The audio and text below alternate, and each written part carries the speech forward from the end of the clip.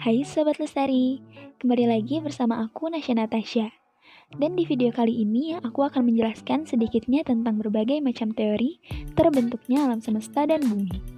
Tapi sebelumnya, kalian tahu nggak sih apa yang dimaksud alam semesta?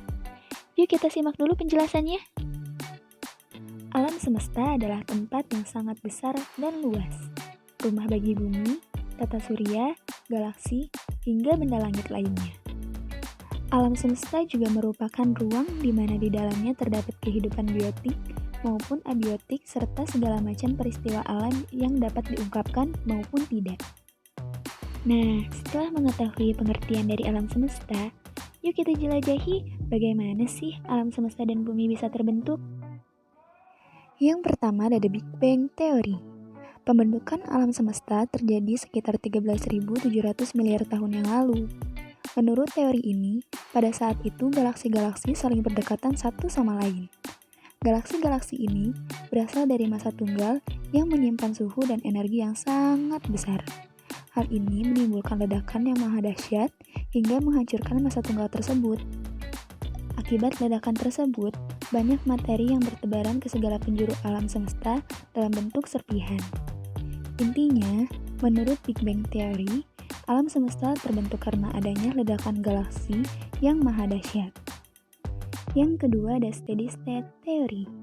Menurut teori ini, jagat raya tidak memiliki awal dan tidak memiliki akhir. Alam semesta akan tetap sama sepanjang waktu.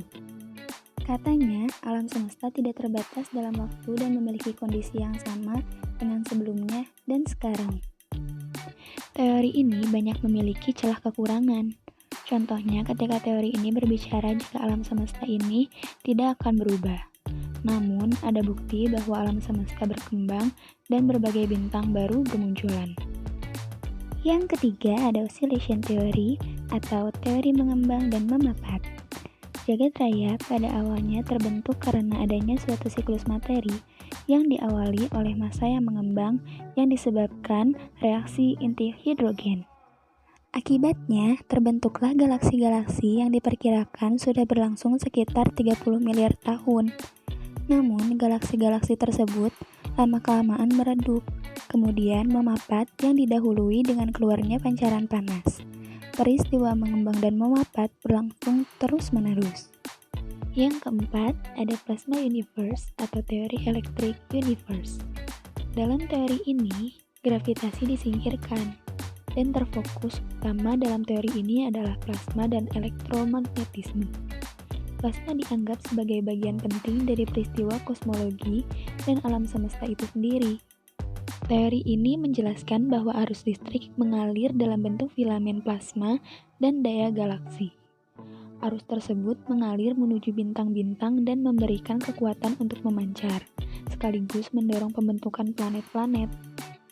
Bahkan teori ini tidak memenuhi definisi teori, karena tidak dapat digunakan untuk membuat prediksi tentang peristiwa alam atau fenomena yang belum diamati.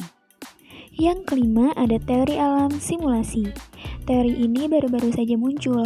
Alam semesta dalam teori tersebut dikatakan bahwa kita hidup dalam simulasi. Gagasan ini muncul layaknya di dalam film-film fiksi ilmiah. Dan lucunya lagi, gagasan ini juga disebut oleh Elon Musk yang mengatakan bahwa alam semesta simulasi yang diciptakan oleh program komputer bisa sepenuhnya terbukti. Namun, para peneliti menilai teori ini tidak berdasar, karena tidak mungkin ada komputer yang bisa menghitung segala sesuatu di alam semesta. Jadi, kemungkinan besar kita tidak berasal dari perhitungan komputer, apalagi merupakan simulasi dari alien yang sedang coba-coba membuat alam semesta baru. Setelah kita ketahui teori pembentukan alam semesta, yuk kita ketahui juga macam-macam teori pembentukan bumi. Bumi sendiri adalah suatu planet yang memiliki urutan ketiga dari matahari, dan planet terbesar kelima dari semua planet yang ada di tata surya. Bumi juga dapat diartikan sebagai planet yang menjadi tempat tinggal bagi semua makhluk yang hidup di dalamnya. Yang pertama ada teori protoplanet. Teori ini menyatakan bahwa tata surya berasal dari gumpalan debu dan gas.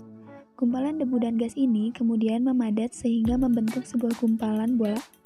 Partikel-partikel yang berada di tengah saling menekan satu sama lain, sehingga menimbulkan panas dan berpijar. Bagian inilah yang menjadi awan dari matahari. Sedangkan partikel lainnya membentuk planet-planet, salah satunya yaitu bumi. Yang kedua ada teori pasang surut, pertama kali ditemukan oleh James Jeans dan Harold Jeffrey pada tahun 1918. Dalam teori ini mengatakan ada sebuah bintang besar mendekati matahari dalam jarak yang dekat dan menyebabkan terjadinya pasang surut pada tubuh matahari yang pada saat itu masih berupa kumpulan gas.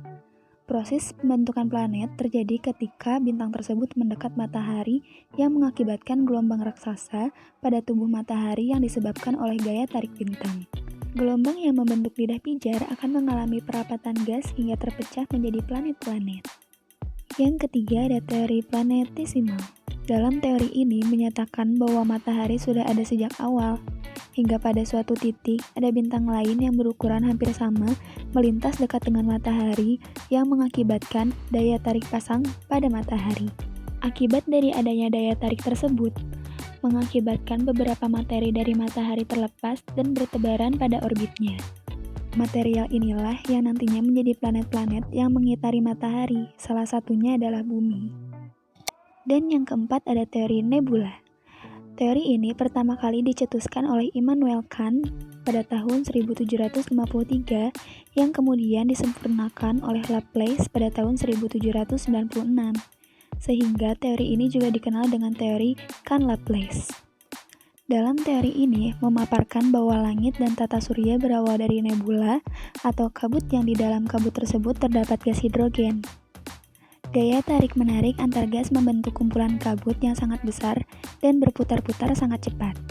Akibat dari perputaran yang sangat cepat, mengakibatkan materi kabut di bagian khatulistiwa terlempar dan terpisah serta memadat yang disebabkan karena pendinginan. Pada bagian yang terlempar inilah menjadi planet-planet di dalam tata surya yang salah satunya adalah bumi. Dan yang terakhir ada teori bintang kembar. Menurut Raymond Arthur, galaksi merupakan kombinasi dari bintang kembar. Dalam teori ini dikatakan bahwa terdapat dua bintang kembar sebelum akhirnya menjadi planet-planet. Hal ini dikarenakan salah satu bintang tersebut meledak. Ledakan ini menyebabkan serpihan-serpihan material yang akhirnya terbentuk menjadi planet. Sementara matahari merupakan bintang kembar yang tidak meledak, sehingga serpihan-serpihan tadi memiliki gaya gravitasi mengelilingi matahari, salah satunya adalah bumi. Nah, sekarang sudah tahu kan bagaimana macam-macam teori terjadinya pembentukan alam semesta dan bumi. Cukup dulu ya video kali ini. Sampai bertemu di video selanjutnya. Bye all!